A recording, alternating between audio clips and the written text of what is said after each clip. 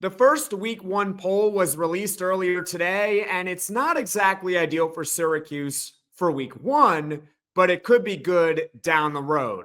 Let's talk about it.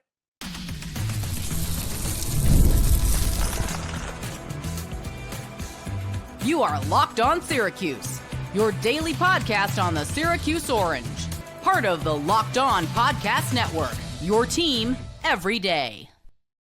Hello, everyone, and welcome into Locked On Syracuse. I'm Jackson Holzer, and thank you for making us your first listen of every single day here on the Locked On Podcast Network. It's your team every day, and we are always free and available wherever you get your podcasts. And on today's mini podcast, we are going to go over the preseason AP Top 25 and what it means for Syracuse football in week one against Tennessee and what it means for Syracuse for the entirety of the 2025 college football season. Let's break it all down here on today's edition of Locked On Syracuse.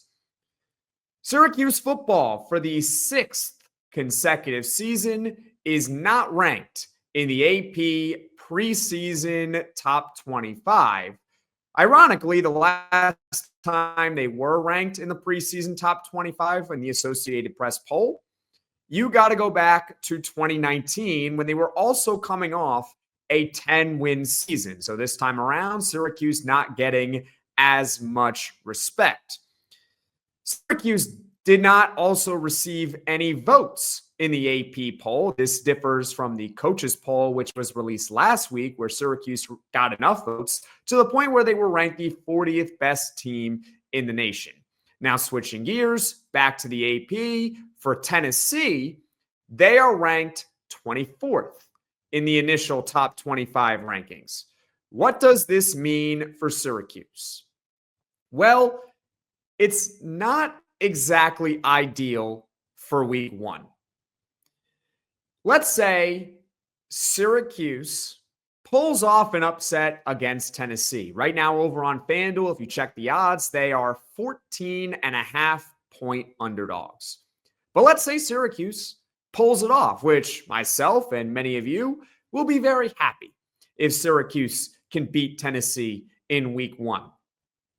Even though Tennessee is technically a ranked team, I really don't think that Syracuse will be ranked in the top 25, even with an upset win, because Tennessee is barely inside the top 25, and Syracuse did not receive a single vote to be top 25. So, for example, Tennessee could be ranked 24th, which is low in the top 25, but if the Orange were, let's say, 28th or 29th, so just outside of the top 25, well, then you could see Syracuse catapulting themselves into the top 25 by the time week two rolls around, where they play UConn.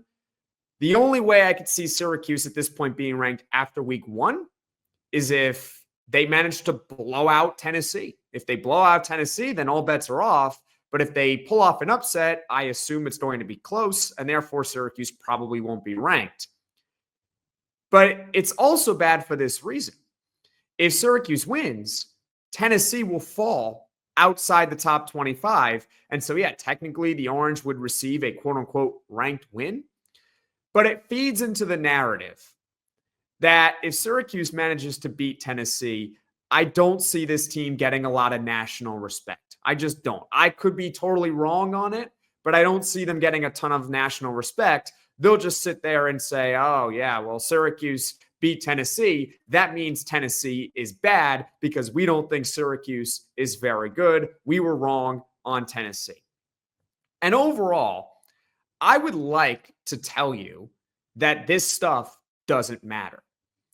And in reality, if you are one of those people who don't believe it matters, preseason expectations, you are technically correct, because college football last year thankfully changed the rules where they gave some merit in the season to determine who makes the playoff and who doesn't. It's not entirely based on a committee. The five best conference champions are given automatic berths to the playoff, right? So if Syracuse were to go undefeated and win the ACC, the committee has no choice but to put Syracuse in the college football playoff, unlike Florida State back in 2023. But assuming that Syracuse does not go undefeated and win the ACC, the reality is that in college football and in college sports in general, perception is reality. And it's very, very difficult to change perception even all the way back in the preseason. So the AP Top 25 did not necessarily work out for Syracuse for week 1 against Tennessee. I was really hoping that Tennessee would be ranked inside the top 20. Maybe Syracuse would receive some votes, and therefore they can get some early respect this college football season. Unfortunately, that does not appear to be the case, but here's the silver lining. The rest of the schedule and the AP poll works out in Syracuse's favor. I'll explain more next here on Locked On Syracuse. We've all been there, logging on early and waiting forever for concert tickets to go on sale, only to lose your spot for a show you've been dying to see. Live music should be about making memories, not dealing with the stress of ticket shopping. That's where Gametime comes in. Gametime makes getting concert tickets faster and easier than ever. Prices actually drop as it gets closer to showtime, and you could save up to 60% off with their killer last-minute deals. Take the guesswork out of buying concert and show tickets with Gametime. Download the Gametime app, create an account, and use code LOCKEDONCollege for $20 off your first purchase. Terms apply. Again, create an account, redeem code LOCKEDONCollege, LOCKEDONCOLLEGE for $20 off. Download the Gametime app today. Last minute tickets, lowest price, guaranteed. Let's discuss the good news for Syracuse football as it pertains to the AP preseason top 25. It's not ideal for week 1 against Tennessee as far as gaining national respect. The good news, though, is that for the rest of the season, Syracuse has plenty of opportunities to gain national respect, much more so than even last season when they won 10 games. Let's talk about the AP top 25 teams that they're facing or received votes in no particular order. Ready? First up, you got Tennessee, neutral site, Atlanta, Georgia, week 1 of the season. Tennessee, number 24 in the country. We already talked about that. Then you got at Clemson, number 4 in the country. Then you got Duke. They are 41st in the country based on the votes they received for the top 25. Then you got at SMU. They are 16th in the AP top 25. Then you got Pitt, 46th in the country based on votes received. At Georgia Tech, they are all the way up at 31 based on votes received. Then you got at Miami, who's 10th, and at Notre Dame, who is 6th.